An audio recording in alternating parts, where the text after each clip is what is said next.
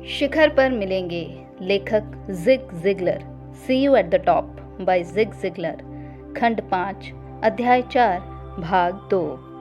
अपने आप को खर्च मत करो। बहुत से उत्साही हॉकी के प्रशंसक डेरिक सैंडरसन के नाम को पहचानते हैं। हालांकि उसे खेले हुए कई वर्ष बीत गए। वो सुपरस्टार था, एक ऐसा खिलाड़ी जिसमें आश्चर्यजनक निपुणताएं व शारीरिक प्रतिभाएं थीं और एक करिश्मा था जिसकी वजह से उसने करोड़ों डॉलर कमाए। दुर्भाग्य से डेरिक को नशीली दवाओं और तेज जीवन शैली का चस्का लग गया। जल्दी ही उसका धन और उसकी निपुणताएं खत्म हो गईं तथा वो वापस माइनर लीग्स में भेज दिया गया। बाद में उसने उस उम्र में अवकाश प्राप्त कर लिया जिस उम्र में उसे खेल की चोटी पर होना चाहिए था। माइनर्स में उसकी थोड़ी सी अवधि के दौरान एक संवाददाता ने उससे पूछा कि क्या उसे अपना धन खर्च कर देने का अफसोस था। डेरिक ने बेबाक जवाब दिया, नहीं, मुझे धन का कोई अंश खर्च कर देने का अफसोस नहीं, परंतु मुझे डेरिक सैंडरसन का अंश खर्च कर देने का गहरा अफसोस है। ये दुखद है जब कोई अपना अंश खर्च करता है, परंतु जैसा मैंने पहले कहा और फिर कहूंगा कि कोई भी व्यक्ति नशीली दवाओं का आदी या शराबी बनने के लिए शुरुआत नहीं करता। अभी भी बहुत बातें हैं जो हम नशीली दवाओं और खास तौर से चरस के बारे में नहीं जानते। तथापि जैसे ही साक्ष्य मिल रहे हैं उनसे ये और अधिक स्पष्ट हो गया है कि इसका प्रयोग करना खतरों से भरा हुआ है। इस बात के पुख्ता सबूत हैं कि इससे हमारे निर्णय करने की क्षमता पर बुरा प्रभाव पड़ता है।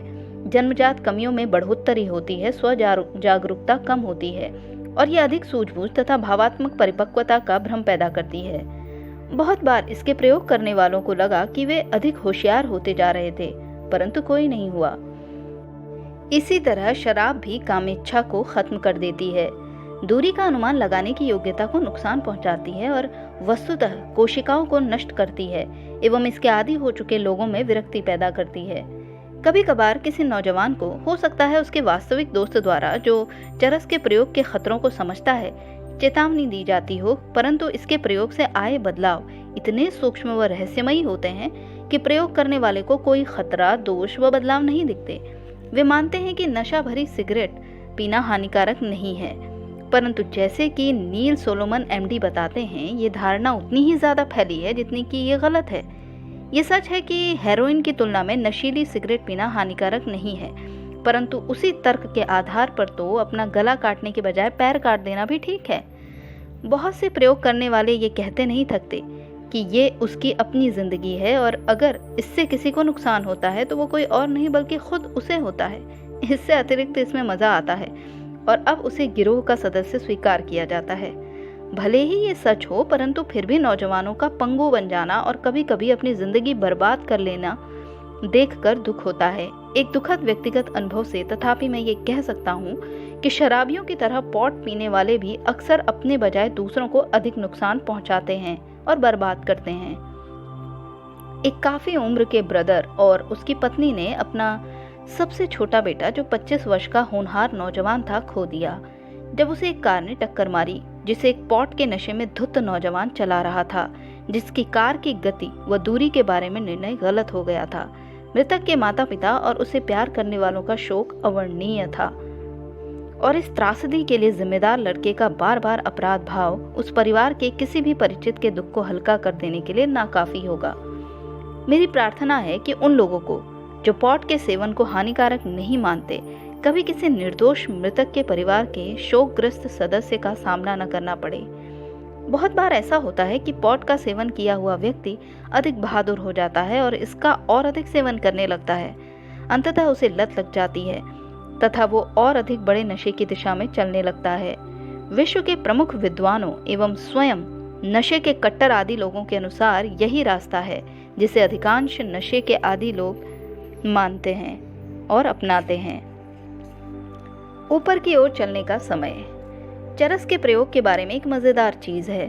कुछ समय बाद ग्रुप का एक सदस्य सुझाव देता है कि पॉट पीना बच्चों का काम है, उन्हें हशीश, स्पीड या अधिक नशे के लिए कोई और चीज लेकर देखनी चाहिए। वे कहते हैं, यदि तुम सोचते हो कि पॉट तो मजाक है तो तुम्हें लेकर देखना चाहिए। वे आसानी से विचार बेच देते हैं क्योंकि ग्रुप पहले से ही उनमें शामिल है। एक बार जब वे उस आदत को अपने दिमाग में न्यायोचित ठहरा लेते हैं तो उस पहले कदम से आगे बढ़ जाना आसान हो जाता है और आप शर्त लगा सकते हैं कि आपका पॉट की आपूर्ति करने वाला धन अब और सख्त नशे के लिए खर्च होने वाला है। आप ये भी शर्त लगा सकते हैं कि यदि आपके मित्र या प्रियजन इसमें शामिल हैं तो इन्हें मूल रूप से किसी बदमाश या अंडरवर्ल्ड के व्यक्ति द्वारा शामिल नहीं किया गया था। उन्हें ये विचार उनके ही किसी परिचित या भरोसेमंद द्वारा दिया गया था। जब कोई व्यक्ति किसी गैर कानूनी गतिविधि में शामिल हो जाता है तो वो ये मानने लगता है कि यदि वो दूसरों को भी इस गतिविधि में शामिल कर ले तो उसका अपना अपराध भाव कम हो जाएगा। अल्कोहल के अपवाद के साथ चरस सबसे अधिक खतरनाक नशीली दवा है। बिना किसी अपवाद के मैं जितने भी सख्त नशाखोर लोगों से मिला हूँ, हर एक ने यही कहा कि उन्होंने पॉट से शुरुआत की थी। नशीली दवाओं के विरुद्ध लड़ाई में मेरे सहयोगियों का भी यही आकलन है। विद्वान लोग इस बात पर लगभग एकमत हैं कि चरस शारीरिक रूप से आदी नहीं बनाती। तथापि चेयरमैन क्लॉड पेपर की समिति ने चरस के बारे में छानबीन के दौरान एक अशिक्षित नौजवान ने पूछा था, यदि चरस की आदत नहीं पड़ती है तो मैं इसे छोड़ क्यों नहीं पाता? समिति ने उसका जवाब नहीं दिया। मनोवैज्ञानिक कहते हैं कि पॉट शारीरिक रूप से आदी नहीं बनाता, परंतु मनोवैज्ञानिक रूप से बनाता है।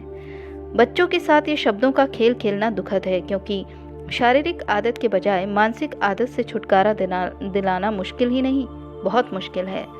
बंदी बनाए गए हेरोइन के आदी लोग अपनी सभी शारीरिक जरूरतों के पूरा हो जाने के बाद भी वर्षों तक हेरोइन की मानसिक लत से लड़ते रहते हैं। कुछ लोग तो कभी भी उसकी ललक को नहीं छोड़ पाते। दुर्भाग्य से ये सुखद है। चरस पीने के बाद किसी शारीरिक कुप्रभाव या बेचैनी से नहीं गुजरना पड़ता, क्योंकि इसे पीने वालों को अच्छा महसूस हुआ था और वो आराम तथा शांति से था, इसलिए उसे इसको इनकार करने का कोई कारण नहीं दिखता और वो इस ओर चल पड़ता है। पॉट लेने से जो बदलाव आते हैं वे इतने धीरे धीरे आते हैं कि उसके प्रयोग करने वाले को कभी पता ही नहीं चलता। बदलाव इतने कम होते हैं कि आप उन्हें बताने में अपना समय बर्बाद करते हैं, क्योंकि प्रयोग करने वाला आपका विश्वास नहीं करेगा।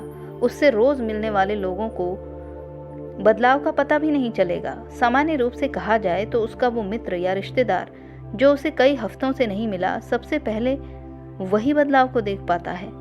शुरू में जब कोई नौजवान इस आदत पर शुरू होता है तो कीमत कम होती है और उसके नियमित भत्ते से दी जा सकती है। जब नशीली दवाओं का प्रयोग करने वाले इस राह पर नियमित रूप से चल पड़ते हैं तो अधिक धन की जरूरत होती है। उस समय ड्रेसिंग टेबल पर से, माँ के सिक्कों वाले पर्स में से या पिता के पर्स में से धन गायब होना शुरू हो जाता है। जैसे जैसे आदत बढ़ती है, धन की जरूरत और इसे हासिल करने की निपुणता बढ़ती ही जाती है।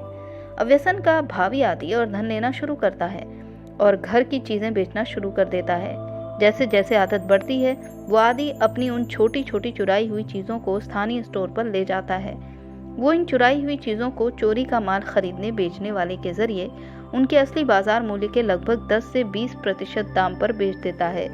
किसी छोटी आदत का खर्च उठाने के लिए भी कुछ प्रवीणता यानी चतुराई की जरूरत होती है। आदत जितनी अधिक और गहरी होती जाती है, उतनी ही बड़ी चोरी होती जाती है। सख्त नशीली दवाओं की ओर बढ़ना, जिसमें नियमित रूप से स्पीड, LSD, हेरोइन, कोकीन जैसी चीजों का प्रयोग शामिल है, चोरी को खतरनाक दर से बढ़ा देता है। जितनी बड़ी आदत उतनी ही बड़ी कीमत, जब तक कि अंततः वह नशे की लत वाला व्यक्ति एक तरह से पूरे समय ही चीजों को नहीं चुराने लगता। आखिरकार ये अपनी हद पर पहुंच जाती है। लड़कियां अक्सर वेश्यावृत्ति की ओर मुड़ जाती हैं और लड़के वेश्यावृत्ति के लिए लड़कियों का इंतजाम करने लगते हैं।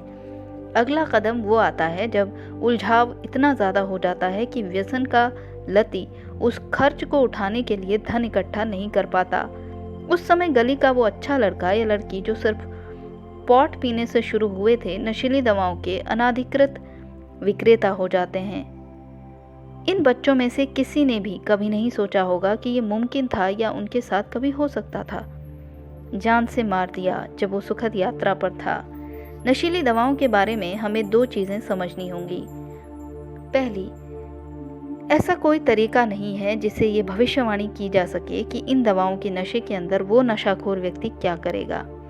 दूसरी, ऐसा कोई तरीका नहीं है जिससे ये भविष्यवाणी की जा सके कि एक बार आदत पड़ जाने के बाद वो उसकी ललक को पूरा करने के लिए क्या करेगा। ऐसे मामले हैं जहां पर नशाखोरों ने उनकी अपनी बहनों व बीवियों को वेश्यावृत्ति कराने के लिए बेचने से लेकर अपने रिश्तेदारों की हत्या तक कर दी, ताकि वे अपनी इस आदत का खर्च उठाने के लिए धन हासिल कर सकें। एक लड़के ने अपने मित्र को अक्षरशः मार दिया और उसका कलेजा खा लिया जब वो नशे की इस विभ्रांत सुखद यात्रा पर था। जब एक नशाखोर नशीली दवाओं के अनधिकृत विक्रेता हो जाता है तो वो अनूठी स्थिति में होता है। अधिकतर मामलों में वो उत्पाद को स्थापित प्रयोग करने वालों को नहीं बेच सकता, इसलिए उसे नया बाजार निर्मित करना होता है। नशीली दवाओं का नया अवैध विक्रेता अक्षरशः अपना गला कटा बैठेगा अगर उसने इन्हें दूसरे अवैध विक्रेताओं के ग्राहकों को बेचने की कोशिश की, इसलिए अपने लिए नया क्षेत्र बना लेता है। ये एक अनैतिक वृत्त की रचना कर देता है, क्योंकि नशीली दवाओं के नए अवैध विक्रेता को इस आदत पर, जिसे उसने बड़ी लापरवाही से लिया था, शुरू होने के लिए और अधिक लोग चाहिए। ओह, सिर्फ गिरोह का सदस्य बनने के लिए कितनी बड़ी कीमत चुकानी पड़ती है। कौन जिम्मेदार है? जिंदगी के इस ढंग ने मेरी पीढ़ी को युवा पीढ़ी का बहुत बड़ा आलोचक बना दिया। हमने अनैतिक व गैर जिम्मेदार बच्चों के बारे में बहुत सख्त चीज़ें कही हैं और उन्हें इतिहास में सबसे खराब पीढ़ी होने का दोषी करार दिया है। इस बात की बहुत संभावनाएं हैं कि हमारा कहना ठीक है, परंतु दुर्भाग्य से हम अपना ध्यान समस्या पर केंद्रित रखने की गलती करते हैं और उस समस्या के कारण की ज़्यादातर अनदेखी कर देते हैं। तथापि जब मैंने इस पुस्तक के लिए अपना शोध कार्य किया तो इस बात के स्पष्ट प्रमाण मिले कि नवयुवकों का व्यवहार अक्सर वयस्क लोगों के उदाहरण का अनुसरण करने का नतीजा था और वे पुरानी पीढ़ी के प्रलोभनों के शिकार हो गए। अब तक आपके दिमाग में ये तस्वीर साफ रूप से बन गई होगी कि मैं किन बातों में विश्वास करता हूँ, इसलिए मैं कोई दूसरी बात नहीं कहूँगा सिवाय आपको याद दिलाने के कि आप जैसा बोओगे वैसा ही काटोगे। विचार और सुझाव। टेलीविज़न के पर्दे, जो आज अमेरिका में सर्वाधिक रूप से प्रभावित करने में घर व चर्च दोनों से आगे निकल गया है, थिएटर, रेडियो, पुस्तकों, पत्रिकाओं और सामान्य रूप से लोगों के आचरण द्वारा रोपे जाते हैं। जाहिर है कि अधिकतर टीवी स्टेशन, समाचार पत्र, मसाज पार्लर, सिनेमा घर, औषधि आयात व्यापार, शराब व जुए के अड्डे आदि के मालिक किशोर नवयुवक नहीं होते। हालांकि इनके शिकार अक्सर नवयुवक होते हैं और इनके नतीजे उसी तरह विध्वंसक होते हैं जिस तरह इनके मालिकों को अपार लाभ होता है। आज जब मैं युवा पीढ़ी को मुसीबत में देखता हूँ तो मैं ये स्वीकार करने के लिए बाध्य हो जाता हूँ कि मेरा साथी वर्ग मेरी पीढ़ी के युवाओं की इस मुसीबत के लिए दोषी है। इस तर्क के आधार से छुटकारा नहीं है कि हर व्यक्ति को, जो जिम्मेदारी की उम्र का हो, मानव जाति के प्रति अपनी जिम्मेदारी स्वीकार करनी चाहिए और वो एक दिन सर्वशक्तिमान ईश्वर के निर्णय सिंहासन के सामने खड़ा होगा। मैं केवल इतना कह रहा हूँ कि जो कुछ भी इन विनाशकारी आदतों के निर्माण को बढ़ावा देने के लिए हमने अथवा उनके फैलाव को रोकने के लिए जो कुछ भी हमने आर्थिक तथा वैधानिक दबाव से नहीं किया, उसके लिए हमारी पीढ़ी को अपनी जिम्मेदारी स्वीकार करनी चाहिए। आप इस दिशा में बहुत थोड़ा कर सकते हैं, ऐसा सोचकर कुछ ना करना सबसे बड़ी गलती है। इसका मतलब ये नहीं था असम्मानजनक भाषा का प्रयोग या आचरण दूसरी बुरी आदत है। किसी को अपवित्र भाषा का प्रयोग करते सुनना बहुत दुखद है, क्योंकि हमारे पास ये जानने का कोई तरीक़ा नहीं है कि ये कहाँ पर या कब जाकर रुकेगा। मैं लोगों को कुछ रंगीन फिक्रों में फूट पड़ते अक्सर देखता हूँ। बहुत से मामलों में कोई साथी या अधीनस्थ सफाई देगा। जॉन का इससे कोसने से कोई मतलब नहीं था, वो तो बस उसका ढंग है। मेरी परेशानी आपके जैसी है। मैं नहीं बता सकता कि किसी आदमी के कहने का कब मतलब है और कब नहीं है। मैं ऐसे आदमी से उसके हर वक्तव्य के बाद टोक कर ये पूछना कि क्या ये उस बात का हिस्सा है जिस अर्थ में वो कह रहा है, या ये उस बात का हिस्सा है जिस अर्थ में वो नहीं कह रहा है, अभद्र मानता हूँ। मेरे लिए ऐसा विश्वास करना मुश्किल है कि कभी किसी ने दूसरे को पारस्परिक लाभ के लिए अभद्र भाषा का प्रयोग करके प्रभावित किया हो, परंतु मैं ऐसी कई घटनाएं जानता हूं जहां पर इसके कारण सेल्स गंवा दी गई, मित्रताएं खत्म हो गईं, अवसर गंवा दिए गए या प्रणय निवेदन ठुकरा दिए गए। अभद्र भाषा का प्रयोग भी उन बुरी आदतों में से है जो इतनी धीरे धीरे प्रवेश करती हैं कि अधिकतर लोगों को इस बात की जानकारी ही नहीं हो पाती कि उन्हें ये आदत पड़ रही है।